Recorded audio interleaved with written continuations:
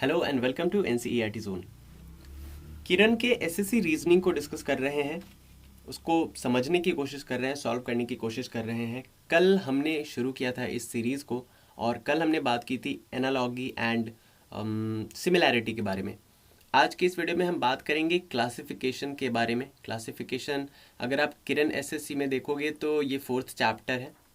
तो हम बीच बीच से क्यों कर रहे हैं, तो जो इम्पोर्टेंट है वो हम पहले कर रहे हैं। ऐसे करके हम धीरे धीरे सारे चैप्टर्स कवर करने की कोशिश करेंगे। तो क्लासिफिकेशन, इसको अगर हिंदी में बोले तो वर्गीकरण कहते हैं, ठीक है, वर्गीकरण भी कहते हैं। अब होता क्या है, सबसे पहले थोड़ा सा थ्योरी हम इसके बारे में डिस्कस कर लेते हैं कि ये होता क्या है, करना क्या होता है इसमें, उसके बाद हम क्वेश्चन की तरफ जंप करेंगे, ठीक है। तो यहाँ पे मैंने पहले जो लिखा है वो मैंने लिखा है somewhere it is like analogy और सिमिलैरिटी। तो एनालॉगी और सिमिलैरिटी क्या होता है, कल हमने बहुत अच्छे से डिस्कस किया था। तो अगर आपने वो वीडियो मिस कर दिया है तो पहले वो वीडियो देखिए, उसके बाद यहाँ से शुरू कीजिएगा। तो देखिए, मैंने इसलिए ऐसा लिखा है क्योंकि दोनों में बातें सेम होती हैं।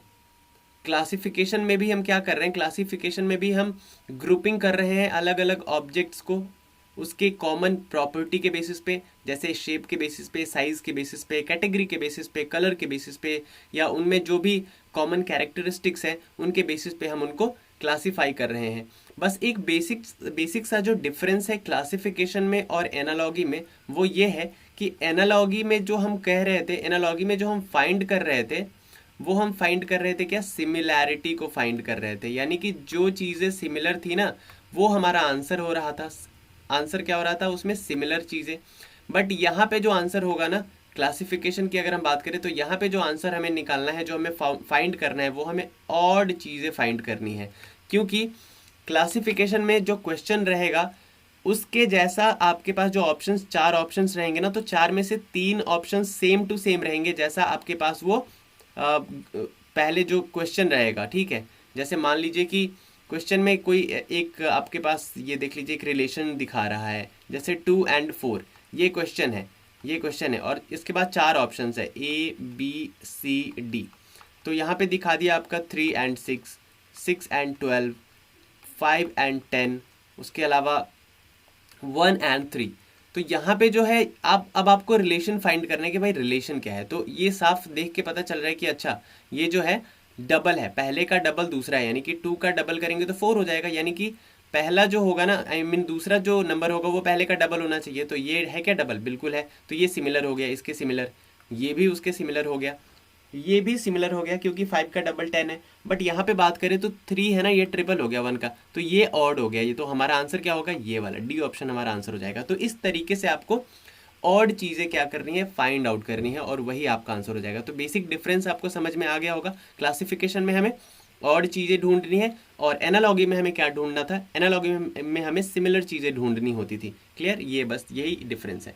तो somewhere it is like analogy और सिमिलैरिटी। अब प्रोसेस ये होता है, क्या होता है, क्लासिफिकेशन हमने बात करी ली, ग्रुपिंग करना होता है वेरियस ऑब्जेक्ट्स को उसके कॉमन प्रॉपर्टीज़ के बेसिस पे।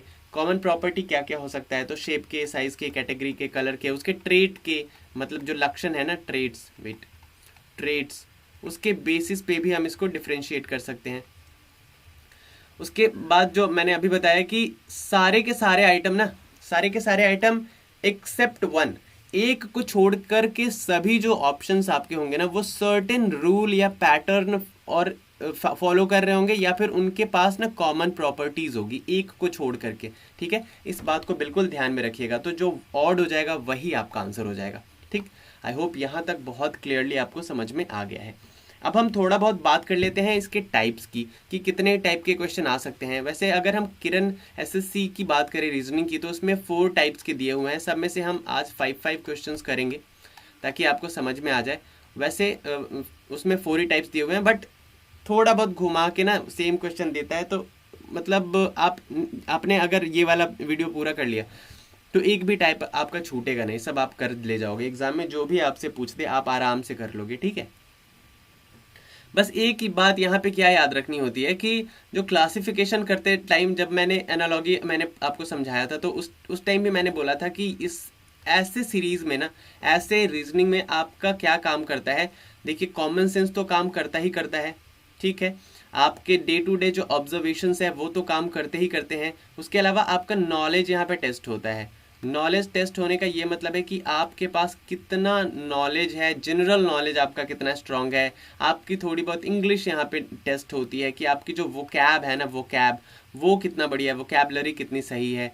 क्योंकि जब वर्ड क्लासिफिकेशन आपको दे देगा, 4 ऑप्शंस रहेंगे, वर्ड रहेगा या वर्ड के पेयर रहेंगे, तो उसमें आपको मीनिंग के बेसिस पे ही तो आप उसको डिफरेंशिएट करोगे, तो उस टाइम पे आपका वोकैब भी टेस्ट होता है। तो जो लोग इंग्लिश से भागते हैं ना, या फिर कहते हैं कि भाई हमें तो हिंदी में रीजनिंग पढ़ना है, तो देखो अगर वर्ड आ गया रीजनिंग में, वर्ड रीजनिंग पूछ लिया इसमें क्लासिफिकेशन में, तो वो ऐसा नहीं करेगा कि इंग्लिश वाला ट्रांसलेट करके आपको हिंदी में रीजनिंग दे देगा, नहीं, वो वर्ड्स तो इंग्लिश में ही रहेंगे। इसलिए इंग्लिश से भागे मत, इंग्लिश भी थोड़ा बहुत पढ़िए, ठीक है। चलिए अब बात कर लेते हैं इसके टाइप्स की बात करें तो पहला टाइप यहाँ पे दिया है कि choosing the odd word based on general knowledge. आप जनरल नॉलेज के बेसिस पे आपको बोलेगा कि भाई ऑड जो है ना वर्ड्स, उसको आप सेलेक्ट कीजिए। तो मैंने यहाँ पे ना क्वेश्चन भी मैंने यहाँ पे टाइप कर दिया है कि आप थोड़ा समझते चलो। तो इस तरीके के क्वेश्चन आ सकते हैं आपके जनरल नॉलेज को टेस्ट करने के लिए। जैसे यहाँ पे 4 ऑप्शन है, tiger, lion, leopard and cow. इसमें साफ साफ आपको देख के ही पता चल गया होगा कि भाई इनमें कौन अलग है, काऊ अलग है। बिल्कुल आपने क्या किया, आपने कुछ किया क्या, इसके लिए कुछ करने की जरूरत पड़ी नहीं, आपके ऑब्जर्वेशन से, आपके जनरल नॉलेज से ये क्वेश्चन हो गया। अब इसको देखिए, अब अलग अलग बंदे इसको अलग अलग तरीके से सोच सकते हैं, बिल्कुल सोच सकते हैं। रीजनिंग का काम ही है लॉजिक फाइंड करना। तो मैंने बोला कि काऊ क्या है, काऊ है हर्बीवोरस। मैंने बोला कि काऊ हर्बीवोरस है, और आपने बोला कि नहीं, मैंने बोला काऊ हर्बीवोरस है और ये सारे के सारे कार्निवोरस है। इसीलिए क्या है, इसीलिए ये ऑड है तो इसको हमने अलग कर दिया। तीन सिमिलर है, ये ऑड है तो हमने इसको अलग कर दिया, तो ये काऊ हमारा आंसर हो गया। लेकिन कोई और दूसरा बंदा है, वो कहेगा कि भाई काऊ ना डोमेस्टिक एनिमल है और बाकी जो 3 है ना वो वाइल्ड एनिमल है। तो एक तो ये भी बेसिस बनता है और हम उसको गलत बोल भी नहीं सकते। कैसे बोलेंगे भाई, सही तो लॉजिक है। तो बिल्कुल हो सकता है एक रीजनिंग को आप बहुत सारे टाइप से सोच सकते हो, उसको करने का मेथड अपना अपना बिल्कुल हो सकता है। So don't follow any traditional method. जो भी आपको समझ में आता है, जो भी आपका लॉजिक कहता है, जो भी आपका गट कहता है ना, गट फीलिंग होती है लॉजिक में, गट फीलिंग काम करती है, आपका एक्सपीरियंस काम करता है, आपका ऑब्जर्वेशन काम करता है, आपकी थिंकिंग काम करती है, आपका लॉजिक काम करता है। सो गो विद योर लॉजिक। सामने वाला कैसे सॉल्व कर रहा है डजंट मैटर, आपका मेथड क्या है वो आपके लिए परफेक्ट है। तो कभी भी ना ऐसे रीजनिंग में क्या करिए, रीजनिंग में कभी भी एक ट्रेडिशनल मेथड फॉलो करने की कोशिश मत कीजिए कि अरे सर ने ऐसे पढ़ाया है, सर ने ये वाला ट्रिक बताया है तो मैं उसी को फॉलो करूंगा। नहीं, बिल्कुल करने की जरूरत नहीं है। आपका लॉजिक क्या कहता है, आप अपने लॉजिक को फॉलो करिए, ठीक है। ये बात बिल्कुल ध्यान में रखिएगा। चलिए सेकंड है, पहला तो बता दिया मैंने कि आपको जनरल नॉलेज के बेसिस पे इस तरीके से क्वेश्चन दे देगा, एक जो ऑड रहेगा उसको आप फाइंड कर लोगे। सेकंड है चूजिंग द ऑड नंबर। अब यहाँ पे ऑड नंबर ढूंढना है। अगर ये 2 क्वेश्चन है, अलग अलग क्वेश्चन है, ठीक है, इनमें अगर देखें 16, 4, 1, 2, क्या आपको कुछ अलग लग रहा है? तो बिल्कुल लग रहा है। क्या अलग लग रहा है? तो ये सारे के सारे क्या है, ये सारे के सारे odd number, sorry even number है, इवन नंबर है, और ये क्या है, ये ऑड नंबर है। तो ये हमारा अलग हो गया, ठीक है। वैसे ही अगर हम देखें यहाँ पे, ये शायद ना मैंने क्वेश्चन सेट करते हुए थोड़ा सा यहाँ पे मिस्टेक कर दिया। और मिस्टेक क्या कर दिया, देखिए अगर आपने किसी और तरीके से सोचा होगा ना तो ये क्वेश्चन कॉन्ट्राडिक्टरी बन जाएगा। तो अभी मैं इसको चेंज कर दूंगा, लेकिन प्रॉब्लम क्या है मैं अभी बता देता हूँ। मैंने ये तो बोल दिया कि 2, 4 और 16 क्या है, इवन है, और ये अलग है, तो ये हमारा आंसर हो गया। लेकिन अगर मैं दूसरे तरीके से सोचूं तो 1 परफेक्ट स्क्वायर है, 4 परफेक्ट स्क्वायर है, 16 परफेक्ट स्क्वायर है, 2 है क्या, तो उस कंडीशन में तो 2 आंसर बन रहा है ना, है ना। तो यहाँ पे ये क्वेश्चन टाइप करते हुए गलती मैंने कर दी है, इट्स ओके। आपको पता तो चल गया ना कि इस तरीके से भी सोचा जा सकता है। तो यहाँ पे मैं क्या करूँगा, मैं करूँगा 4 के जगह पे ना मैं 8 कर दूंगा, 8 कर दूंगा और 8 कर दूंगा। तो फिर हमारा यही लॉजिक काम करेगा कि भाई ये सारे इवन नंबर है और ये ऑड है, तो हमारा 1 इसमें आंसर हो जाएगा। क्लियर है? तो इस तरीके से हम कर सकते हैं। चलिए अब ये क्वेश्चन है, इसमें 13, 17, 23 एंड 27, क्या आपको ऑड कौन सा लग रहा है? भाई ये सारे के सारे तो ऑड नंबर देखने में लग रहा है, तो पता नहीं चल रहा है।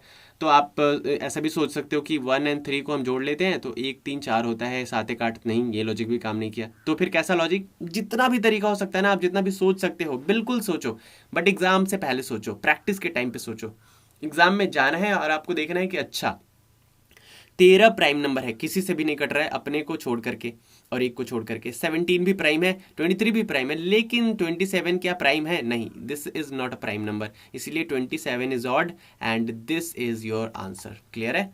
बस सिंपली ये कर लेना है। थर्ड टाइप की तरफ बढ़ते हैं। थर्ड टाइप है choosing the odd numerical pair and group.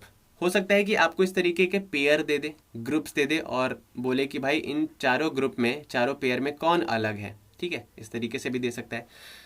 तो आपका लॉजिक क्या कहता है? आप 2 सेकंड के लिए वीडियो को पॉज कीजिए और पॉज करने के बाद आप थोड़ा सॉल्व करने की कोशिश कीजिए। उम्मीद करता हूँ आपने सॉल्व किया होगा। अब हम देखते हैं कि क्या कैसे ये हुआ। 14 7 अगर देखें तो 7 का मल्टीपल 14 है क्या? बिल्कुल है। चलिए, 3 का मल्टीपल 24 है क्या? बिल्कुल है। 2 का मल्टीपल 42 है क्या? बिल्कुल है। लेकिन 5 का मल्टीपल 37 है क्या? तो ये नहीं है। This is odd and this is your answer. Simple, कितना आराम से हो रहा है ना। फोर्थ की तरफ बढ़ते हैं। फोर्थ है choosing the odd letter group और पेयर।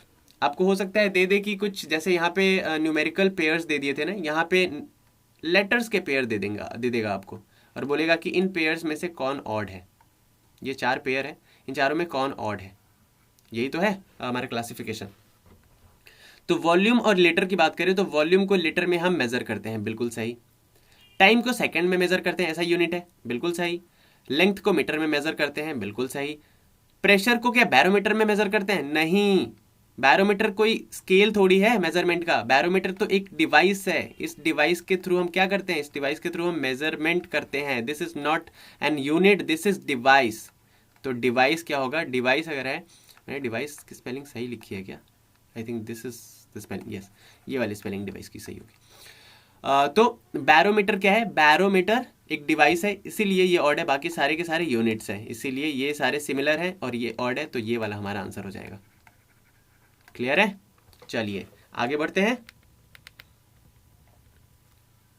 अब एक टाइप आपसे इस तरीके से पूछ सकता है कि ऑड पेयर आपको दे देगा और एंटोनिम सिनोनिम के बेसिस पे बोलेगा कि भाई ऑड पेयर बताइए। Choosing the odd pair of words based on antonyms और सिनोनिम्स। यानी कि सिनोनिम का मतलब पता है समानार्थी शब्द, और एंटोनिम मतलब जो उल्टे शब्द होते हैं, विलोम शब्द, उसके बेसिस पे भी दे सकता है। तो अगर ये हम सारे पेयर्स को देखें, ये 4 अलग अलग पेयर्स हैं, अगर हम इसको समझने की कोशिश करें तो लेंथ और एक्सटेंड का मतलब सेम होता है, दोनों सिनोनिम है आपस में।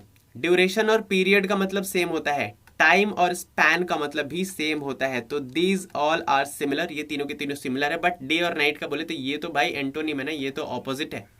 तो ये हमारा आंसर हो जाएगा। ठीक, इस तरीके के भी क्वेश्चन आ सकते हैं। और एक टाइप आपका दे सकता है फिगर वाला। तो ये फिगर मैंने लिया है, देखिए ये फिगर है, ये सारे लाइनिंग्स है और ये फिगर मैंने खुद से बनाया है। अब आपको इसमें ऑड पेयर ढूंढना है कि भाई इसमें से कौन ऑड हो सकता है। तो बाकी ऊपर के जितने थे ना वो वर्बल में आ जाएंगे, वर्बल क्लासिफिकेशन के पार्ट बन जाएंगे, और ये नॉन वर्बल में आ जाएगा। जो फिगर वाला होगा ना वो नॉन वर्बल क्लासिफिकेशन का पार्ट बन जाएगा आपका। तो नॉन वर्बल में क्या होगा? देखिए ये 2 लाइंस है और यहाँ पे आपको 4 लाइंस नजर आ रही है। एक लाइन है, ये 2 लाइन है, ये 4 लाइन है, और यहाँ पे आप गिनोगे ना, काउंट करोगे तो आपको 8 लाइन दिखेगी। ये 1 लाइन है और ये 5 लाइन है। तो देखिए पहले का डबल दूसरा वाला है, पहले का डबल दूसरा है, पहले का डबल दूसरा है। बट यहाँ पे देखिए तो पहले का डबल थोड़े ना, एक का डबल ये 5 थोड़े ना होगा, वो तो 2 होना चाहिए। तो ये हमारा ऑड है और यही हमारा आंसर भी है। तो उम्मीद करता हूं कि अभी तक आपको समझ में आया होगा कि क्लासिफिकेशन क्या होता है और उसके कितने टाइप होते हैं, हमें करना क्या होता है क्लासिफिकेशन में, सोचना किस तरीके से होता है। जब भी वर्बल क्लासिफिकेशन दे दे तो आपको, अगर वर्ड क्लासिफिकेशन दिया हुआ है तो वर्ड का मीनिंग उसका पता होना चाहिए, आपको थोड़ा बहुत जनरल नॉलेज पता होना चाहिए। जैसे यहाँ पे हमसे पूछ लिया था कि ऐसा यूनिट के बारे में भी पता होना चाहिए, आपको वोकैबुलरी पता होना चाहिए। तो ये सब जनरली लोगों को पता होता है और उसी को यहाँ पे हमें अप्लाई करना होता है। ठीक है, उसके अलावा मैथमेटिकल ऑपरेशंस आने चाहिए, addition, subtraction, division, multiplication, square, cube, ये सब हमें थोड़ा बहुत इस पर ध्यान देना चाहिए। तो इस बेसिस पे ना हम क्या कर सकते हैं, क्लासीफाई कर सकते हैं और हम अपना आंसर ढूंढ सकते हैं। तो यहाँ तक तो हमने बात कर ली, जितने भी थ्योरेटिकल पोर्शन थे उनकी हमने बात कर ली। अब हम बढ़ते हैं एसएससी किरण पब्लिकेशन में जो 4 टाइप्स दिए हुए हैं ना, हर टाइप के हम 5-5 क्वेश्चंस करते हैं, मजा आएगा। तो देखिए पहला टाइप यहाँ पे दिया हुआ है मैंने पूरा एक पेज ले लिया है, बट मैं पूरा पेज नहीं करूंगा, ये पेज मैं आपको प्रोवाइड कर दूंगा, आपको ज़रूरत होगी तो आप मुझे मैसेज करना। टेलीग्राम हमारा ग्रुप ज्वाइन कर लीजिएगा या व्हाट्सएप ग्रुप ज्वाइन कर लीजिएगा, डिस्क्रिप्शन में दोनों का लिंक है, ठीक है। चाहे वो टेलीग्राम हो चाहे व्हाट्सएप ग्रुप हो, दोनों डिस्क्रिप्शन में दोनों का क्या है, लिंक गिवन है, तो वहाँ से ज्वाइन कर लीजिएगा और बोलिएगा कि पीडीएफ चाहिए, तो मैं ये पीडीएफ वहाँ पे डाल दूंगा, आपको मिल जाएगा। हम अभी सिर्फ 5 क्वेश्चंस करने वाले हैं, इसमें बहुत सारे क्वेश्चंस हैं, तो आप खुद से वो करिएगा। अगर चाहे तो आप पॉज करके भी इन क्वेश्चंस को देख करके सॉल्व कर सकते हैं, ठीक है। टाइप 1 से हम बात करते हैं 5 क्वेश्चंस की। पहला अगर क्वेश्चन देखें तो कह रहे हैं कि which word of the following do not have, अच्छा मैं थोड़ा सा ना जूम कर देता हूँ ताकि आपको क्लियरली दिखे, ठीक है, कोई प्रॉब्लम नहीं होनी चाहिए। मैं थोड़ा सा जूम कर देता हूँ, कोई इशू नहीं है, बस इतना आई थिंक काफ़ी है ना, इतना काफ़ी है। चलिए तो इस वाले क्वेश्चन को सॉल्व कर रहे हैं, देखिएगा ये वाला क्वेश्चन है पूरा एक जो घेरे में है, वही क्वेश्चन हम अभी सॉल्व कर रहे हैं, पहला question. Okay, Which words of the following do not have the same relationship as between the words charitable and selfish? बात करें चैरिटेबल और सेल्फिश, तो इन दोनों के बीच कैसा रिलेशनशिप है। देखिए चैरिटेबल का मतलब क्या होता है, चैरिटेबल का मतलब होता है दानी, जो दान करता है, कुछ दूसरों की हेल्प करता है, मदद करता है, that person is known as charitable, ठीक। सेल्फिश कौन होगा, जो सिर्फ अपने बारे में सोचता है, यानी कि स्वार्थी। तो जो सिर्फ अपने बारे में सोचे वो स्वार्थी है, सेल्फिश है, और जो दूसरों के बारे में भी सोचता है वो चैरिटेबल है। तो देखिए सेल्फिश और चैरिटेबल कैसे वर्ड्स हैं, दोनों आपस में दोनों उल्टे हैं, बिल्कुल विलोम है, एंटोनिम है, चैरिटेबल का एंटोनिम है सेल्फिश। तो यहाँ पे जो भी हमें एंटोनिम वर्ड्स दिखेंगे ना वो इसके जैसा होगा, और जो नहीं होगा वही हमारा आंसर होगा। तो इल्यूमिनेट और डार्कन की बात करें तो इल्यूमिनेट करने का मतलब होता है प्रकाशित करना, ठीक है, किसी चीज को प्रकाशित करना, लाइट करना उस चीज को, मतलब उजाला करना। और डार्कन का मतलब होता है अंधेरा करना। तो ये दोनों तो भाई दिख रहे हैं, एंटोनिम है, तो बिल्कुल इसके जैसा रिलेशनशिप है पहले वर्ड में। अगर बात करें दूसरे पेयर की, अच्छा पहले तीसरे की करते हैं। तीसरे पेयर की बात करें तो चेस्ट एंड इमोरल। चेस्ट का मतलब होता है बिल्कुल ही पुण्य आदमी, बिल्कुल ही प्योर पर्सन, ऐसा पर्सन जिसने अभी तक सेक्सुअल इंटरकोर्स नहीं किया है, ऐसा पर्सन जो किसी भी डिजायर के बारे में नहीं सोचता है, ऐसा पर्सन जो कि हम कहते हैं ना कि इस मोह माया से ऊपर उठ चुका है और इसे मतलब लड़कियों में कोई इंटरेस्ट नहीं है, बड़े बड़े गाड़ियों का कोई शौक नहीं है, मतलब जितने भी मोह माया है इस दुनिया की, जो भी भोग विलास की वस्तुएं हैं उनसे वो दूर है, that is chest person. Immoral की बात करें तो अनैतिक पर्सन, यानी कि ऐसा पर्सन जो दिन भर इसी सब में लगा रहता है, गलत संगत में पड़ा रहता है, अनैतिक आदमी, ठीक है। तो ये भी भाई एंटोनिम है, इसका एंटोनिम ये है। और फोर्थ की sadistic and kind hearted. Sadistic का मतलब होता है दैट पर्सन जिसे बहुत खुशी होती है जब वो दूसरों को हर्ट कर दे, ठीक है। तो दूसरों को हर्ट करने के बाद जो खुश होता है दैट इज सैडिस्टिक। और काइंड हार्टेड मतलब जो दूसरों की भलाई करता है। तो ये देखिए 4, 1 और 3 ये बिल्कुल सेम रिलेशनशिप शेयर करते हैं जैसा रिलेशनशिप चैरिटेबल और सेल्फिश के बीच है, यानी कि एंटोनिम है एक दूसरे के। जबकि अधेयर एंड स्टिक टू की बात करें तो अधेयर का मतलब होता है चिपकाना, किसी चीज से चिपकना, एंड स्टिक टू का भी मतलब होता है किसी चीज पे अड़े रहना, किसी चीज से चिपक के रहना। तो अधेयर एंड स्टिक टू क्या है, सिनोनिम है, और सिनोनिम है यानी कि ये ऑड हो गया और यही हमारा आंसर हो गया। तो पहले का आंसर क्या हो गया, second option is the right answer, ठीक है। चलिए अब आगे बढ़ेंगे। अब बात करेंगे हम सेकेंड क्वेश्चन की। सेकेंड क्वेश्चन की बात करें, which of the following word pair is not related in the same way as returnable and natural. अब देखिए रिटर्नेबल एक वर्ड है और एक वर्ड है नेचुरल, इन दोनों में किस तरीके का रिलेशनशिप है, हमें पहले तो ये फाइंड आउट करना है कि भाई दोनों में रिलेशनशिप किस तरीके का है। तो देखिए अगर आप गौर से इस वर्ड को देखिएगा, रिटर्नेबल को, RETURNABLE, ये हर एक क्या देखिए लेटर्स को देखिए, और नेचुरल को देखिए NATURAL। अगर मीनिंग के बेसिस पे रिलेशनशिप ढूंढने जाओगे आप तो कुछ रिलेशनशिप नहीं मिलेगा। रिटर्नेबल का मतलब होता है जो लौट के आएगा, और नेचुरल का मतलब होता है प्राकृतिक। तो दोनों में तो भाई कुछ भी संबंध स्थापित हो ही नहीं रहा है किसी भी मतलब से। तो रिटर्नेबल के अगर हम लेटर्स को देखें और नेचुरल के लेटर्स को देखें तो नेचुरल में जितने भी लेटर्स हैं ना NATURAL वो सारे के सारे आपको रिटर्नेबल में मिल जाएंगे। N मिल गया, A मिल गया, T मिल गया, U भी मिल गया, R फिर से मिल गया, A भी मिल गया, A देखिए मिल गया, और इसके अलावा L भी मिल गया। तो जितने भी नेचुरल में जितने भी लेटर्स है वो रिटर्नेबल में मिल जाएंगे आपको। ऐसे ही अब ऑप्शंस की बात करते हैं। अगर देखिए रेसिप्रोकल में देखें और ओरेकल में देखें, तो ओरेकल में ORACLE ये क्या मिल रहा है रेसिप्रोकल में? तो बिल्कुल देखते हैं, O मिल रहा है, R भी मिल रहा है, A भी मिल रहा है, C भी मिल रहा है, L भी मिल रहा है और E भी मिल रहा है। तो बिल्कुल मिल रहा है। तो ये तो भाई सिमिलर है, पहले के जैसा सिमिलर है। तो ये तो हमारा आंसर नहीं होगा, हमें तो ऑड ढूंढना है। रिकंस्ट्रक्ट एंड काउंटर की बात करें तो COUNTER क्या मिल रहा है? COUNTER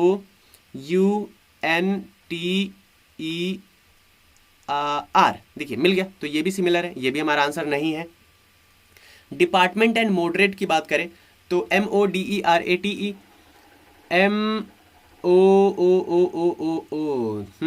डिपार्टमेंट में भाई O तो है ही नहीं, जबकि मॉडरेट में O है, तो ये मिल गया हमारा ऑड। अब हमें आगे बढ़ने की जरूरत ही नहीं है। तो this is our answer, third option is our answer. इसको हम चेक नहीं करेंगे, आप चाहे तो फोर्थ चेक कर सकते हैं।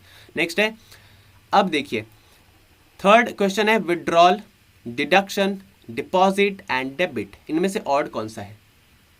अगर आपने कॉमर्स पढ़ा है तब तो बहुत ही आसानी से इसका जवाब दे जाओगे। नहीं पढ़ा है, अगर आप बैंक में बार बार जाते हो, बैंक में आपका पासबुक है, बैंक में आपका अकाउंट है, ठीक है, तो आपको इन टर्म्स के बारे में ज़रूर पता होगा, किसी न किसी तरीके से आपको पता होगा। विड्रॉल का मतलब होता है पैसे निकालना। क्या होता है? निकालना। डिडक्शन का मतलब होता है घट जाना, यानी कि विड्रॉल जब आप करोगे तो तभी भी आपके अकाउंट से पैसे डिडक्ट हो जाएंगे। डिडक्शन का मतलब तो होता ही है डिडक्ट हो जाना, और डेबिट का मतलब ही होता है डिडक्ट हो जाना। तो इन तीनों का मतलब डिडक्ट हो रहा है। एक में, दो में और चार में डिडक्शन की बात हो रही है, पैसे घट जाएंगे। लेकिन डिपॉजिट करोगे तो पैसे घटेंगे या बढ़ेंगे? बिल्कुल बढ़ जाएंगे। तो थर्ड हमारा ऑड है और थर्ड ही हमारा आंसर है। देखिए जब आप अकाउंट में पैसे जमा करते हो तो क्या मैसेज आता है आपके फोन पे कि your account has been credited with this amount, जितना भी अमाउंट आप जमा करते हो। तो क्या होता है, जब आप पैसे निकालते हो तो आपका अकाउंट डेबिट हो जाता है, और जब आप पैसे जमा करते हो तो आपका अकाउंट क्रेडिट हो जाता है। तो 1, 2 and 4 is similar, third is odd, तो थर्ड हमारा आंसर है। ठीक है, फोर्थ क्वेश्चन की बात करते हैं। फोर्थ क्वेश्चन की बात करें तो पहला है पॉन्ड, उसके बाद है लेक। चलिए, पॉन्ड मतलब तालाब, लेक मतलब झील, दोनों सिमिलर स्ट्रक्चर है ना, दोनों में पानी रहता है, और दोनों के पानी में करंट होता है क्या? धारा होती है क्या? नहीं होती है, एक जगह पे जमा हुआ पानी होता है। तो ये बिल्कुल दोनों सिमिलर लग रहे हैं। पिस्टल और गन की बात करें तो भी सिमिलर है। कार और बस की बात करें, दोनों व्हीकल है, 4 व्हीकल्स है, तो ये भी भाई मतलब सिमिलर है। लेकिन चर्च और मॉन्यूमेंट क्या अब सिमिलर है क्या? चर्च ऐसा स्थान है जहाँ पे प्रेयर की जाती है, जहाँ पे प्रेयर करते हैं लोग। मॉन्यूमेंट का मतलब होता है कोई पुराना हेरिटेज हमारा, जहाँ पे लोग घूमने जाते हैं। मॉन्यूमेंट्स में जाके प्रेयर करते हैं क्या? नहीं करते। तो ये दोनों ना अलग है। तो ये ऑड है और यही हमारा आंसर है। इस तरीके से आपको सोचना होगा। ठीक है, फिफ्थ है insurance, provident fund, salary and shares. अब अगेन यहाँ पे भी आपका नॉलेज टेस्ट होगा कि भाई आप कितना जागरूक हो इन सबको, इकोनॉमिक टर्म्स को लेकर के। आपने अगर कॉमर्स पढ़ा है तो भी आप इसका जवाब दे पाओगे, नहीं पढ़ा है, अगर आप जॉब करते हो फिर भी जवाब दे पाओगे। लेकिन अगर आप अवेयर नहीं रहते हैं इन सब टर्म्स के बारे में, फिर आपको दिक्कत आ सकती है। Insurance, provident, salary and shares, इनकी बात करें तो इंश्योरेंस जब आप करते हो तो क्या आपको पैसा जमा करना पड़ता है, इन्वेस्ट करना पड़ता है? बिल्कुल। जब आप किसी भी बैंक का इंश्योरेंस लोगे या फिर किसी भी कंपनी का इंश्योरेंस लोगे, लाइफ इंश्योरेंस ले लो चाहे जनरल इंश्योरेंस ले लो, आपको इन्वेस्टमेंट करना पड़ेगा अपने अमाउंट से, अमाउंट से या फिर अपने पॉकेट से। प्रोविडेंट फंड भी जब आप अपने सैलरी से पैसा कटाते हो, हर महीने प्रोविडेंट फंड में जमा करते हो, तभी तो आपको बुढ़ापे में क्या मिलती है? पेंशन मिलता है। तो प्रोविडेंट फंड में भी आप इन्वेस्ट कर रहे हो भाई, तभी तो बाद में रिटर्न मिलेगा। बिल्कुल बिल्कुल। शेयर की बात करें तो शेयर भी आप परचेज करते हो, शेयर में भी आप इन्वेस्ट करते हो, उसके बाद ही तो आपको शेयर्स पे क्या मिलता है? डिविडेंड वगैरह मिलता है।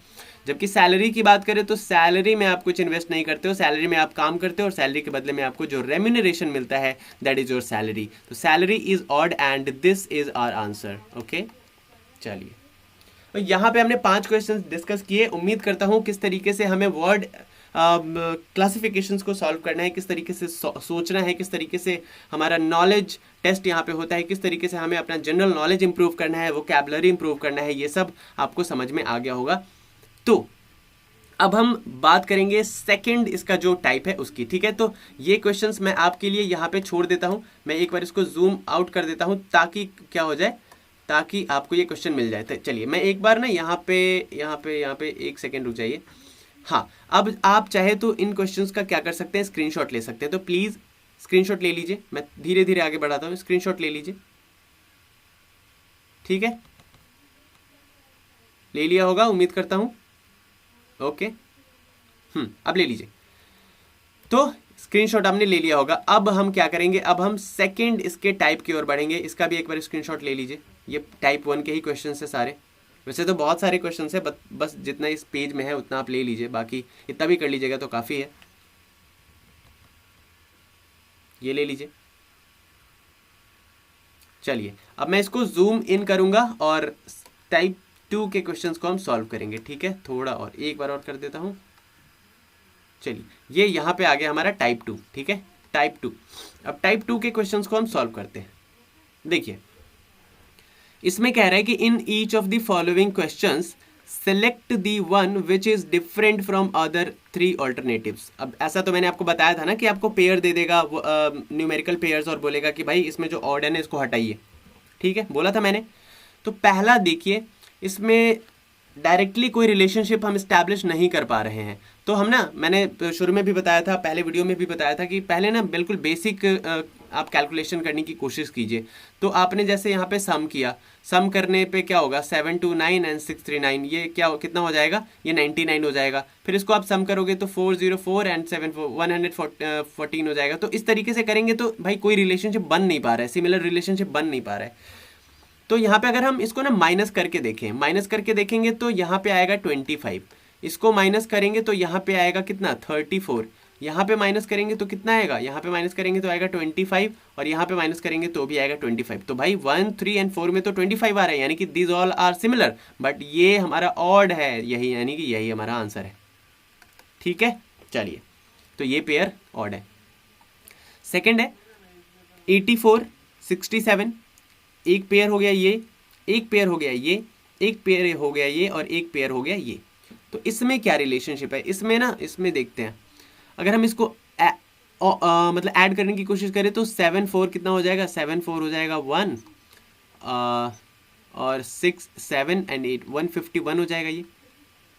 वेट क्या हो रहा है, 151, अरे चलिए तो 151 हो गया। अगर इसको ऐड करने की कोशिश 9, 3, 12, तो भाई हमें चलिए यहाँ पे यूनिट डिजिट पे 1 आ रहा है, यहाँ पे यूनिट डिजिट पे क्या आ रहा है, यहाँ पे यूनिट डिजिट पे 2 आ रहा है। अच्छा इसको भी करके देख लेते हैं।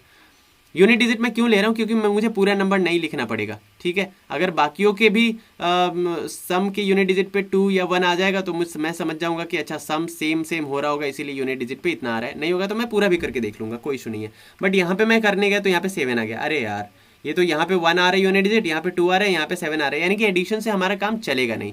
तो अब हम इसको इरेज कर देते हैं। तो हम करें क्या, तो अब कर लेते हैं हम सब्ट्रैक्शन। सब्ट्रैक्ट करके देखते हैं कि क्या होता है, क्या काम बन जाता है हमारा। अगर हम सब्ट्रैक्ट करें, ठीक है, 84 से हम 67 को अगर हम लेस करें तो कितना हो जाएगा, यहाँ पे 7 आया और यहाँ पे 1 आया, यानी कि 17 आ रहा है, ओके। यहाँ पे क्या आ रहा है, यहाँ पे भी 17 आ रहा है, यहाँ पे भी 17 आ रहा है, और यहाँ पे, तो यहाँ पे 17 नहीं आ रहा है, यहाँ पे आ रहा है 16, यानी कि ये ऑड है और यही हमारा आंसर है। क्लियर है। चलिए थर्ड क्वेश्चन करते हैं। 8, 42, 49 एंड 35, ओके। 49, 42, 35, अच्छा कुछ डायरेक्ट रिलेशनशिप नज़र आ रहे हैं क्या, कुछ कॉमन नज़र आ रहे हैं क्या सब में। तो आपको 7 का टेबल आता है ना, 7 का टेबल पढ़ो। 7 1 7, 7 2 14, 7 3 21, 7 4 28, 7 5 35, 7 6 42 एंड 7 7 49। अरे वाह, ये तो 7 का टेबल आ गया भाई। तो ये सारे 7 के मल्टीपल्स है, but this is not the multiple of 7, so option 1 is our answer. Okay, बहुत ही इजी था। आगे बढ़ते हैं, इसके 2 और क्वेश्चन करते हैं टाइप 2 के, बाकी आप खुद करिएगा, ठीक है। आगे बढ़ते हैं। मैं थोड़ा जूम क्या कर दूँ, जूम आउट कर दूँ, ताकि आप क्वेश्चन को क्या कर पाए, स्क्रीनशॉट ले पाए। चलिए थोड़ी देर में ठहरता हूँ और आप स्क्रीनशॉट ले लीजिए। उम्मीद करता हूँ आपने ले लिया होगा। ओके, नहीं यहाँ पे तो ठहरना ही है, यहाँ पे तो हमें 4 और 5 हमें करना है, 2 क्वेश्चन और करने हैं टाइप 2 के। तो मैं जूम इन करता हूँ थोड़ा।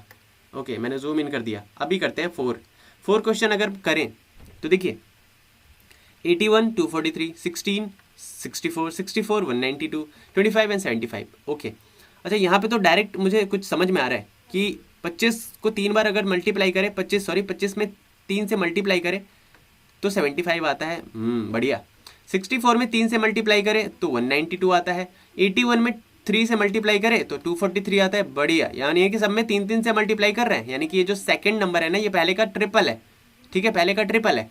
लेकिन यहाँ पे अगर हम बात करें तो पहले का ट्रिपल ये कहाँ हो रहा है भाई, 16 में तो 4 से मल्टीप्लाई करना पड़ेगा तब 64 आएगा, यानी कि ये वाला ऑड है और यही हमारा आंसर है। Nice, I mean right. Next है 5th क्वेश्चन है 24, 60, 124 एंड 210। अभी यहाँ पे देखिए, यहाँ पे थोड़ा सा कॉन्ट्राडिक्शन हो सकता है। मैं वो बताऊंगा कि कॉन्ट्राडिक्शन क्या है और किस तरीके से यहाँ पे किया होगा या फिर एग्जामिनर ने सोचा होगा। तो may be that's my opinion. आपका क्या ओपिनियन है आप खुद ही बता सकते हो, क्योंकि लॉजिकल, क्योंकि रीजनिंग जो होता है ना, that is not certain, the method is not certain कि भाई एक तरीके से किसी ने रीजनिंग बना दिया तो वही तरीका क्या हो गया, पत्थर की लकीर हो गई। ऐसा कुछ नहीं है, सभी अपना अपना सोच सकते हैं इसमें, यही यहाँ पे लिबर्टी मिलती है। तो बहुत ही सही है। देखिए अभी मैं क्या ये सब बकवास कर रहा हूँ, इसका मतलब क्या है अभी समझ में आएगा। 24, 60, 124 एंड 210, क्या ये 4 से कट रहा है? अरे हाँ, ये तो 4 का मल्टीपल है, ये भी 4 का मल्टीपल है, ये भी 4 का मल्टीपल है। क्या ये 4 का मल्टीपल है? नहीं है, तो ये हमारा ऑड हो जाएगा। लेकिन आंसर ना आपको बुक में ये वाला आंसर नहीं मिलेगा। बुक में आंसर रहेगा 124। क्यों? क्योंकि ये 3 का मल्टीपल है, ये भी 3 का मल्टीपल है और ये भी 3 का मल्टीपल है और ये 3 से मल्टीप्लाई नहीं होता है, यानी कि 3 बुक में 3 आंसर है। लेकिन मैं अगर 4 से लेकर चलता हूँ कॉमन सब में तो 210 आता है। तो मैंने ये यहाँ पे कंक्लूड किया कि हो सकता है जब भी हम रीजनिंग सॉल्व करें इस तरीके के क्वेश्चन तो 1 से लेकर के स्टार्ट करें। 1 तो खैर 1 से तो सभी कट जाएगा। 2 से स्टार्ट करें, 2, 3, 4 से अगर देखें तो 2 से तो सारे कट जाते हैं, तो 2 से हमारा आंसर नहीं आ पाएगा, इसलिए 2 एलिमिनेट हो गया। उसके बाद 3 आता है, तो पहले इन्होंने 3 से करके देखा कि 3 से ये सारे कॉमन है तो ये कट जा रहे हैं, ये नहीं कट रहा है, यानी कि यही सॉरी हाँ ये नहीं कट रहा है, यानी कि ये आंसर होगा। तो उन्होंने शायद ये सोचा, तो हम भी क्या करेंगे, 3 को पहले मतलब बेसिक नंबर्स को पहले वाले नंबर्स के थ्रू ही करने की कोशिश करेंगे। तो यहाँ पे आंसर क्या हो जाएगा, 3 हो जाएगा। आई मीन हाँ 3 हो जाएगा। चलिए ओके, आगे बढ़ते हैं। एक बार मैं इसको जूम आउट कर देता हूँ ताकि आप स्क्रीनशॉट ले पाएँ। 5 क्वेश्चन हमने टाइप 2 के कर लिए हैं। चलिए आप स्क्रीनशॉट ले लीजिए। ओके, एक बार फिर से यहाँ पे रुकते हैं, यहाँ पे ले लीजिए। उम्मीद करता हूँ ले लिया होगा। ये भी ले लीजिए। चलिए अब आगे बढ़ते हैं, और नहीं अभी ये भी ले लीजिए एक बार फिर से। बहुत सारे क्वेश्चन है यार, कर लोगे तो मज़ा आएगा, कर लोगे तुम्हारा ही फ़ायदा है। अब टाइप 3 की तरफ हम बढ़ते हैं, यहाँ पे रुकते हैं और टाइप 3 को सॉल्व करते हैं। थोड़ा सा जूम इन कर लेते हैं ताकि आपको दिखे क्वेश्चन। अच्छा ये नहीं दिख पा रहा है, थोड़ा सा जूम आउट करना पड़ेगा। अब दिख जाएगा। नहीं दिखा क्या? शायद नहीं दिखा, थोड़ा सा और जूम आउट कर देते हैं। चलिए ऐसे ही करना पड़ेगा। टाइप 3 में देखते हैं। टाइप 3 में कह रहा है कि in each of the following questions select the one which is different from other 3 alternatives. यहाँ पे भी ऑर्डर हमें ढूंढना है। तो देखिए AB ZY, BC YX, CW VW, DE VU। अब इस पे आप कितने तरीके से सोच सकते हैं, है ना। अगर ऐसे स्टूडेंट जिन्होंने भाई A से लेकर के Z तक के सारे ना इसके उल्टे नंबर, उसके उल्टे अल्फ़ाबेट्स याद कर रखे हैं, यानी कि A का उल्टा होता है Z, B का होता है Y, C का होता है X, D का होता है W, ये सब याद कर रखा है। तो बंदा ना सबसे पहले उसी पे ट्राई करने जाएगा कि हाँ देखते हैं A का आ रहा है यहाँ पे Z, ओके, यानी कि A का Z यहाँ पे ऑल्टरनेटिव और B का Y, अच्छा ये पैटर्न बन रहा है। B का Y और C का X, अरे वाह ये भी बन रहा है, ये दोनों सिमिलर है। C का V, अब लो C का V थोड़ी ना होता है भाई, C का तो X होगा, तो ये तो भाई नहीं बन रहा है। तो यहाँ पे आप टिक करके आगे मत बढ़ जाइएगा, आप इसको ना 4th को भी चेक करिए, क्या 4th भी सिमिलर है इन दोनों के। अगर सिमिलर है तभी तो 3 आंसर होगा। पता चला 4 कुछ और ही कह रहा है, तब तो ये वाला लॉजिक काम नहीं करेगा आपका, है ना। तो इसको चेक करते हैं। डी का वी दे रहा है यहाँ पे थर्ड पोजीशन पे, अरे नहीं यार, डी का तो डब्ल्यू होना चाहिए था, यानी कि ये वाला लॉजिक हमारा हो गया टाटा फिश, काम नहीं कर रहा है। अभी दूसरा लॉजिक हम ट्राई करके देखते हैं। दूसरा लॉजिक ट्राई करें तो कैसे ट्राई करेंगे? हाँ, दूसरा लॉजिक आप इस तरीके से ट्राई करेंगे कि ए का, अब ऐसा आप लिखोगे यहाँ पे, है ना, मैं यहाँ पे लिख के दिखाता हूँ, चलो यहाँ पे लिख देता हूँ, ए बी जेड वाई, आप ऐसा लिखोगे और आप उसके बाद नंबर लिखोगे। ए 1 होता है, बी का दूसरे नंबर पे होता है, जेड 26वें नंबर पे होता है और वाई 25वें नंबर पे होता है। अच्छा, अब इन सबको आप ऐड कर दोगे, सबको ऐड करोगे तो 54 आएगा।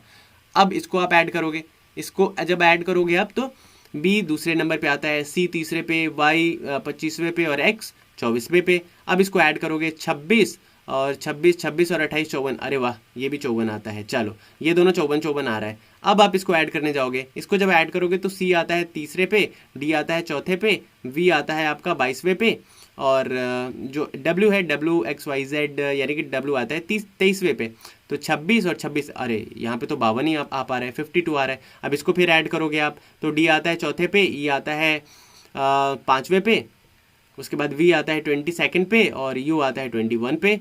तो अब आप इसको ऐड करोगे तो 26 और 26 26 52, अरे यार ये क्या हो रहा है, ये दो 54 आ रहा है और ये 52, यानी कि ये लॉजिक भी हमारा फेल हो गया। तो अब आते हैं हम तीसरे लॉजिक पे। देखिए, आपका डायरेक्ट अगर लॉजिक वो फाइंड कर लो तो बहुत अच्छी बात है। मैं आपको यहाँ पे ये सारे तरीके इसलिए बता रहा हूँ क्योंकि आप इतने तरीके से सोच सकते हो, क्योंकि एक आम इंसान सोचेगा इस तरीके से, क्योंकि हम कंप्यूटर तो है नहीं कि बिल्कुल एग्जैक्टली पहली बार में बिल्कुल सही आंसर पे चले जाए, सही वो लॉजिक पे चले जाए। अगर आपकी बहुत ज़्यादा प्रैक्टिस हो गई है तो मे भी आप जा सकते हो, लेकिन कोई भी आम स्टूडेंट एक बार ऐसा सोच सकता है। इसलिए मैंने उन लॉजिक को भी ट्राई करके देखा और उससे हमारा आंसर नहीं मिला। तो अब आप ये मत सोचना कि यार लगता है ना क्वेश्चन गलत है, नहीं, बिल्कुल क्वेश्चन सही है, बिल्कुल सही है, अभी पता चलेगा। देखिए कैसे है, तो देखिए ए में +1 करेंगे तो क्या आएगा, बी आएगा, आ तो रहा है। और जेड में -1 करेंगे तो कितना आएगा भाई, वाई आएगा, अरे हाँ आ तो रहा है, यानी कि ए बी वाई जेड। इस तरीके से भी सोच सकते हैं, ए बी क्लॉकवाइज और Y Z anti clockwise, okay. B C clockwise, X Y anti clockwise, C D clockwise और डब्ल्यू वी थोड़ा होता है भाई, डब्ल्यू के बाद तो एक्स होना चाहिए था, यानी कि ऑड हमारा मिल गया। +1 -1 से भी कर सकते हैं और आप सीधा काउंट करके भी कर सकते हैं, सी डी डब्ल्यू, नहीं डब्ल्यू एक्स होना चाहिए था। अगर ये चेक कर लेते हैं, अगर ये भी उन ऊपर वाले दोनों के जैसा हो गया तो बिल्कुल ये हमारा ऑड आंसर हो जाएगा। डी ई बिल्कुल सही, और इधर से जब चले तो यू वी, अरे ये भी सिमिलर, ये भी सिमिलर, ये भी similar, and third one is odd, यानी कि ये हमारा आंसर है। समझ में आया कैसे करना है? ओके, नेक्स्ट है ए वाई बी जेड। चलिए इसको करके देखते हैं। ए वाई बी जेड, एक नंबर 1 पे आता है, ये 25वें पे आता है, बी और जेड। अभी देखिए, ए का उल्टा इस साइड दे दिया क्या, जेड, बिल्कुल सही, ये दोनों उल्टे हैं और ये दोनों आपस में उल्टे हैं क्या, हाँ, बी और वाई ये भी तो उल्टे हैं, ठीक है। बी और वाई उल्टे हैं क्या, बिल्कुल उल्टे हैं। एक्स और सी उल्टे हैं क्या, ये भी उल्टे हैं। डी और डब्ल्यू उल्टे हैं क्या, बिल्कुल। वी और ई उल्टे हैं क्या, बिल्कुल। एम और एन उल्टे हैं क्या, बिल्कुल। ओ और पी उल्टे हैं क्या, तो नहीं भाई, ओ और पी उल्टे नहीं है, ओ का उल्टा तो एल होना चाहिए था ना, मैंने कल बताया था ना, LOVE, लव से, एल का उल्टा ओ और वी का उल्टा ई, ये बताया था ना मैंने कल। तो ओ का उल्टा पी थोड़े ना होता है, ओ का उल्टा तो एल होना चाहिए था, या पी का उल्टा क्या होना चाहिए था, केविन पीटरसन से याद रखना था, पी का उल्टा क्या होना चाहिए था। यानी कि 4 ऑड है, बाकी सारे सेम लॉजिक फॉलो कर रहे हैं, ठीक है। तो ये हमारा आंसर हो जाएगा। आप किसी और तरीके से भी सोच सकते हो, ये मेरा तरीका था। नेक्स्ट है IJCD, आई के बाद आप काउंट करो, आई के बाद जे, अच्छा ठीक है, उसके बाद सी के बाद डी, बढ़िया, आई के बाद जे और सी के बाद डी, ठीक है। WXY, तो भाई यहाँ पे ये कुछ समझ में नहीं आ रहा है। यहाँ देखते, क्यू के बाद आर, बिल्कुल, के के बाद एल, बिल्कुल सही। Q +1 R, K +1 L, PQMN, अच्छा ठीक है, यानी कि P में +1 किया Q आया, M में +1 किया N आया, Q में +1 किया R आया, K में +1 किया L आया, I में +1 किया J आया, C में +1 किया D आया। लेकिन W में +1 किया तो X आना चाहिए था ना, Y क्यों आ रहा है? क्योंकि यही तो ऑड है भाई। तो ये हमारा आंसर हो गया, सेकंड ऑप्शन, बिल्कुल। फोर्थ की बात करते हैं। फोर्थ में कह रहा है कि wait a second, wait, okay. Fourth में कह रहा है कि AEFJ एंड KOPT UYZD और EHIL। अच्छा ये क्या है यार, ये क्या अल्फ़ाबेट्स उल्टे सीधे दे रहे हैं, मेरे को कुछ समझ में नहीं आ रहा है। बिल्कुल समझ में आएगा भाई, थोड़ा सा बस धैर्य रखिए। क्या है A और E? A का मतलब क्या हो गया, ए के बाद क्या आता है BCDE।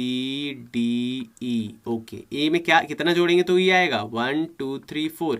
ए में 4 जोड़ दिया +4। ओके, उसके बाद ई के बाद तुरंत एफ आ जाता है, तो ई के बाद तुरंत मतलब यहाँ ए से ई तक पहुंचने के लिए +4 हमने किया, और ई से एफ पे पहुंचने के लिए +1 से ही काम चल गया, यानी कि तुरंत बाद आ रहा है तो +1।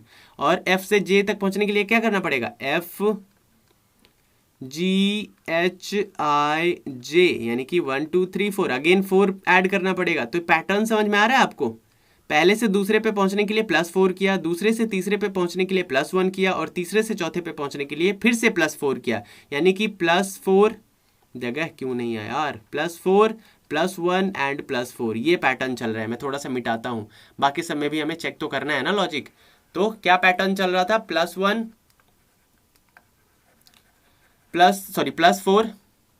+1 एंड +4। अब इसमें देखते हैं के के बाद ओ पहुंचने के लिए क्या करना पड़ेगा, KLMNO। अच्छा +4, ठीक है। ओ से पी पे पहुंचने के लिए तो MNO OP, बस +1 से काम चल गया। एंड पी से टी पे पहुंचने के लिए QRST। अच्छा अगेन +4। तो चलो ये सिमिलर, ये भी सिमिलर। इसकी बात करते हैं, यू से वाई पे पहुंचने के लिए, यू से वाई पे पहुंचने के लिए क्या करना पड़ेगा, यू के बाद क्या आता है VWXY। अच्छा +4, बढ़िया। वाई से जेड पे कुछ नहीं, +1, काम चल गया।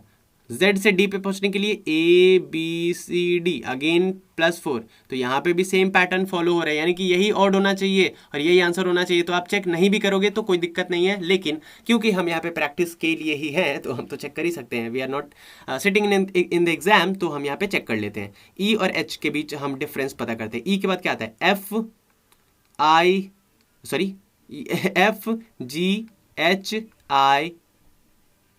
ई के बाद क्या, FGH। अरे यार यहाँ पे तो 4 आना चाहिए था ना, यहाँ पे तो 3 के बाद ही हमारा काम बन गया। ई के बाद FGH, अरे +3 +4 होना चाहिए था ना, +3 थोड़े होगा, तो ये ऑड हो गया। समझ में आया कैसे हुआ, बिल्कुल। चलिए फिफ्थ कर लेते हैं एक बार, DINSCHNRBGLQAFKP। अभी ये क्या हो रहा है, क्या हो रहा है, ये क्या हो रहा है, तो B। ओके करके देख लेते हैं।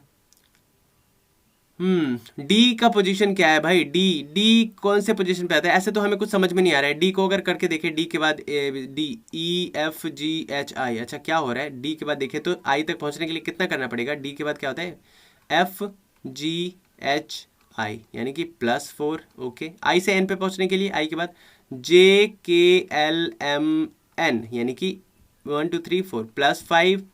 एंड एन से एस पे पहुंचने के लिए एन के बाद क्या होता है OPQRS, यानी कि 1 2 3 4 5 +5 करना पड़ेगा। ओके, और डी से आई के पे पहुंचने के लिए क्या +4 था या +5 था, एक बार चेक कर लेते हैं। डी EFGHI, अरे नहीं +5, यानी कि सब में +5 हो रहा है।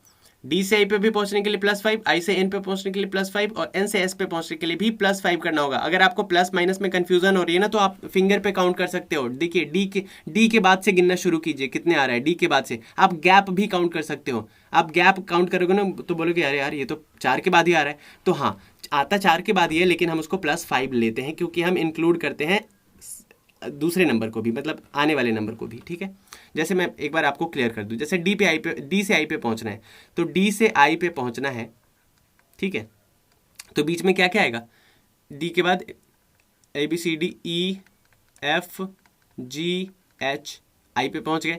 तो गैप कितने का हुआ, गैप तो भाई 4 का ही हुआ। तो आप गैप भी लेकर के चल सकते हो, और प्लस माइनस में डील करना चाहते हो तो 1 2 3 4, और ये इसको भी इंक्लूड करना पड़ेगा, आई को भी। आप नहीं भी करें तो भी काम चलेगा, आप अपने तरीके से कर रहे हैं, तो आप सिर्फ गैप को लेकर चलिए कि भाई डी से आई पे पहुंचने के लिए 4 का गैप है, आई से एन पे पहुंचने के लिए 4 का गैप है, एन से एस पे पहुंचने के लिए 4 का गैप है। वैसे ही बात अगर हम करें CHNR की, तो सी से एच पे पहुंचने के लिए कितने का गैप होगा, सी के बाद क्या होता है DEFG। अच्छा 4 का गैप है, एच पे पहुंच गए। एच से एन पे पहुंचने के लिए एच से गिनना शुरू करते हैं। एच के बाद क्या आता है, एच के बाद IJKL एम, यानी कि अब यहाँ पे देखिए, यहाँ पे 5 आपको चलना पड़ा, IJKLMN।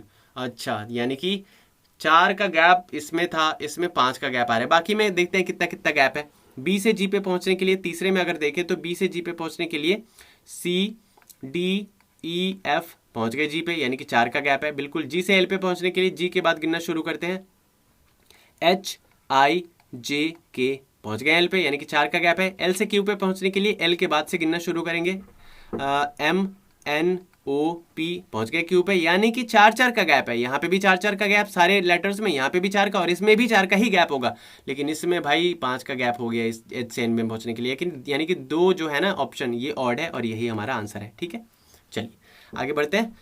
इसको मिटा देता हूँ ताकि क्वेश्चन हमें दिख जाए 6 नंबर क्या है। उम्मीद करता हूँ ये समझ में आ गया होगा। अगर आपको समझ में नहीं आया तो थोड़ा सा रिवाइंड करके देख लीजिएगा, एक बार समझ में आ जाएगा। 6, अच्छा 5 ही करना था, चलो 5 ही रहने देते हैं। तो ये क्या हमने टाइप किया, टाइप 4 कर लिया क्या? अच्छा नहीं, टाइप 3 किया। तो एक बार आपने स्क्रीनशॉट ले लीजिए, इसका क्वेश्चन का स्क्रीनशॉट ले लीजिए। उम्मीद करता हूँ ले लिया होगा। चलिए अब टाइप 4 करते हैं, और ये लास्ट टाइप है। इसके बाद हमारा वीडियो को हम सम करेंगे, सम अप करेंगे। देखिए टाइप 4 कह रहा है, एक बार मैं इसको जूम इन करने की कोशिश करूं, मे बी हाँ हो गया। चलिए बढ़िया, देखिए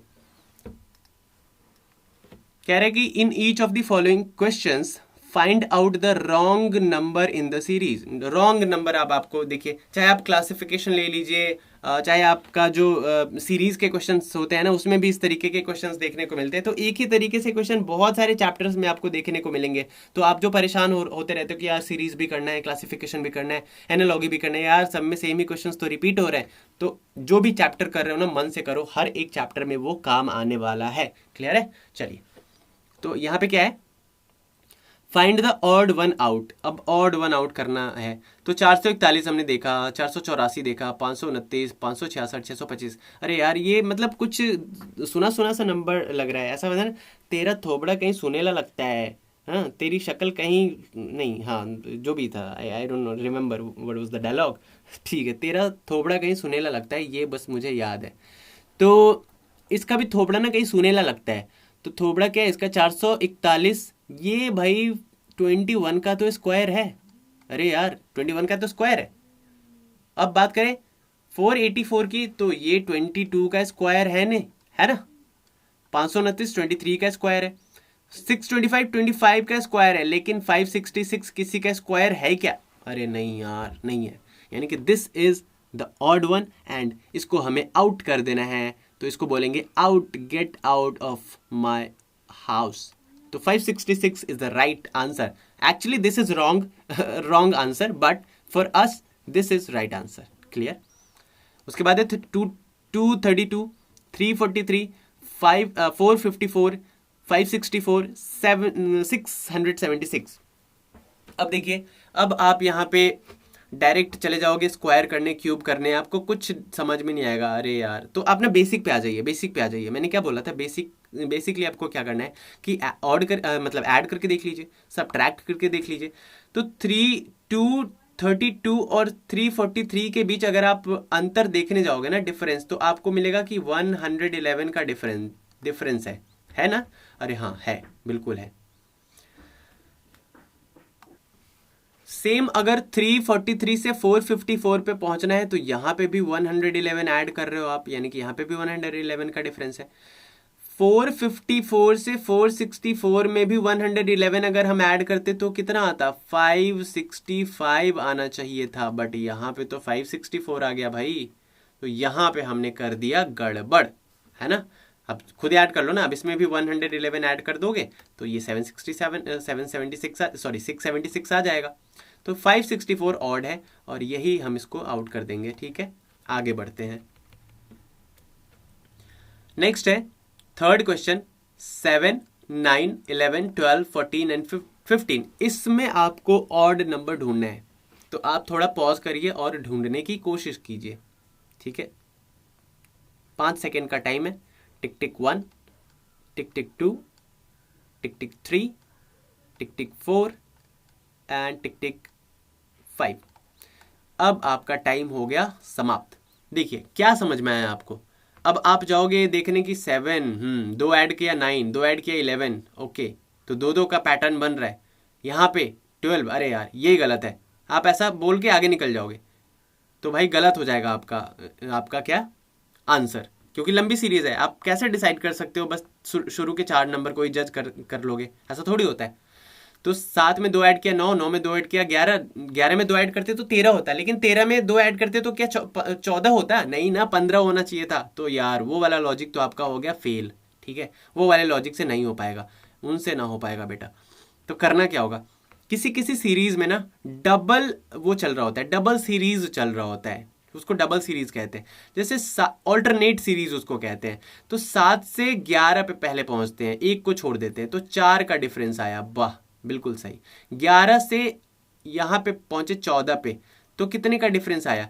3 का डिफरेंस आया। अच्छा, अब ये वाला 9 वाला देख लेते हैं। 9 से 12 पे पहुंचे तो 3 का डिफरेंस आया, 12 से 15 पे पहुंचे तो भी 3 का डिफरेंस आया। तो ये वाला ऑल्टरनेट सीरीज तो बिल्कुल सही है यार, 9, 12 और 15 तो बिल्कुल सही है, तो इसमें कोई इशू नहीं है। तो इशू किस में है? 7, 11 एंड 14 में। 7 से जब हम 11 पे पहुंचे तो 4 हमने ऐड किया, तो 11 से यहाँ पे पहुंचने के लिए भी 4 ही ऐड करना होता है, और जब 4 ऐड करते तो यहाँ पे भी 15 आना चाहिए था, बट यहाँ पे तो 14 है, इसलिए 14 हमारा क्या होगा? गलत आंसर है। और यही ऑड है तो यही हमारा आंसर हो जाएगा, 14 गलत है, ठीक है। वहाँ पे 15 होना चाहिए था, यहाँ पे भी, ठीक, तब ऑल्टरनेट सीरीज हमारा सही बन जाता। तो देखा आपने कि किसी किसी क्वेश्चन में ना ऑल्टरनेट सीरीज भी चल रहा होता है, तो ऑल्टरनेट सीरीज करके भी आपको देखना है, ठीक है, ओके।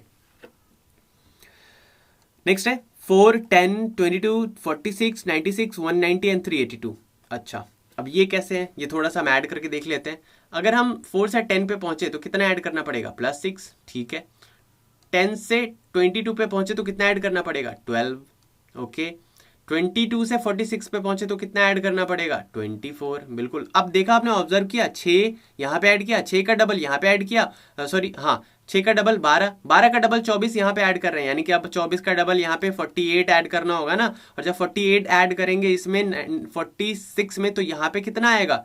94 आएगा, 94 ना कि 96, ठीक है। अब आगे भी आप करके देख सकते हो, 48 का डबल होता है 96, तो यहाँ पे 96 ऐड कर दोगे 94 में तो 190 आ जाएगा, और 96 का डबल ऐड कर दोगे तो 382 आ जाएगा, 190 में ऐड करोगे तो 94 होना चाहिए था, 96 दिया है, यानी कि ये ऑड है और इसको ही हम आउट कर देंगे। फिफ्थ है 81, 66, 53, 43। आप सोचने लग जाओगे अरे यार स्क्वायर, अच्छा 8 इंटू 8 64 प्लस ऐड कर दिया 2, 9 इंटू 9, अरे ये तो नहीं हो पाया, ये तो डायरेक्ट हमारा स्क्वायर हो गया। तो ये बहुत ही लल्लू सा क्वेश्चन है, कुछ नहीं करना है आपको इसमें। ये देखिए ये सारे के सारे आपके ऑड नंबर से, और ये आपका एक ही इकलौता इवन नंबर है, तो यही इसको आउट कर दो ना भाई, इतना क्यों दिमाग लगाना है? जरूरी थोड़ी कि हर क्वेश्चन में हर रॉकेट साइंस लगा होगा, नहीं, कुछ तो ऐसे उठा के दे देते हैं कि लो तुम दिमाग लगाते रहो और उस क्वेश्चन में रहेगा कुछ नहीं। तो बहुत ही कीप इट ईजी, ठीक है। ए.आर. रहमान कहते हैं कि Urvashi keep it take it easy Urvashi, या टेक इट इजी, तो take it easy and keep it simple. बहुत ज्यादा ही सोचने की जरूरत नहीं है, जरूरी नहीं कि हर एक रीजनिंग के क्वेश्चन में बहुत सारा लॉजिक लगा होगा ना, ठीक है। तो यहाँ पे हमने कंप्लीट कर लिया हर एक टाइप के 5-5 क्वेश्चंस। हमने बात किए कि किस तरीके से हमें सॉल्व करना है, किस तरीके से हमें अप्रोच करना है, किस चीज़ को हमें अप्रोच करना है, सिंप्लीफिकेशन कह रहा हूँ, क्लासिफिकेशन के क्वेश्चंस को। स्क्रीनशॉट इसका ले लीजिए। उम्मीद करता हूँ वीडियो पसंद आई होगी। पसंद आई है तो क्या करेंगे? लाइक करेंगे, शेयर करेंगे ज़रूर अपने दोस्तों के साथ, शेयर ज़रूर कर देंगे यार, कम से कम शेयर नहीं करोगे तो फिर मज़ा नहीं आएगा पढ़ने में, ठीक है ना। कुछ बच्चों के पास पहुंचेगा तभी मैं भी मोटिवेट हो पाऊंगा कि चलो मैं जो इतनी मेहनत कर रहा हूँ ये सफल हो रहा है, एक्चुअली लोगों को पसंद आ रहा है। तो प्लीज़ अगर आपको अच्छा लग रहा है ना तो आप इसको ना प्रूव कीजिए। मैं पहली बार कह रहा हूँ कि आप इसको प्रूव कीजिए, शेयर कीजिए, तभी मुझे लगेगा, सबूत मिलेगा कि हाँ आप मेरे साथ हैं, हमारे साथ हैं, एनसीईआरटी जोन के साथ है, ठीक है। तो बस इतना ही रहने देते हैं। उसके अलावा मैं कुछ आपको यहाँ पे इन्फॉर्मेशन दे दूँ। बीपीएससी और सीडीपीओ एग्जाम के लिए हमारा कोर्स चल रहा है, काफ़ी क्या कहते हैं उसको, धूम धड़ाके से, ज़ोर शोर से। तो आप इसको ज़रूर से ज़रूर बाई कीजिए, बहुत ज़्यादा नहीं है, हमने बहुत चीप रेट में रखा है इसको ताकि सब एफर्ड कर पाए इसको। तो कितना प्राइस है? 1999 इसका प्राइस है, जल्दी से जल्दी अवेल कीजिए। उसके अलावा बहुत सारे इंडिविजुअल कोर्सेज चल रहे हैं हमारे चैनल पे, जैसे घटना चक्र हो गया, लुसेंट का समरीसार हो गया, उसके अलावा क्राउन ऑब्जेक्टिव हो गया, सब्जेक्टिव हो गया, उसके अलावा लुसेंट का ऑब्जेक्टिव हो गया, और जीएस पॉइंटर हो गया, बहुत सारे कोर्सेज है। तो कोई भी कोर्स के बारे में जानकारी चाहिए तो ये 2 नंबर्स मैं दे रहा हूँ, इन नंबर्स पे आप ज़रूर से ज़रूर मैसेज या कॉल करके जानकारी ले सकते हैं। 9582062485 is the number and second number is 9598875847। इन दोनों नंबर्स पे आप किसी पे भी कॉल या मैसेज कर सकते हैं। साथ ही साथ हमारे व्हाट्सएप और टेलीग्राम ग्रुप से जुड़ने के लिए मैंने लिंक आपको बता दिया कि डिस्क्रिप्शन में मिल जाएगा, वहाँ से डायरेक्टली आप जुड़ सकते हैं। उसके अलावा फेसबुक और इंस्टाग्राम पे हमारा पेज है एनसीईआरटी जोन के नाम से, वहाँ पे जाइए, हमें लाइक और फॉलो करिए। मिलते हैं नेक्स्ट वीडियो में, till then bye bye and take care.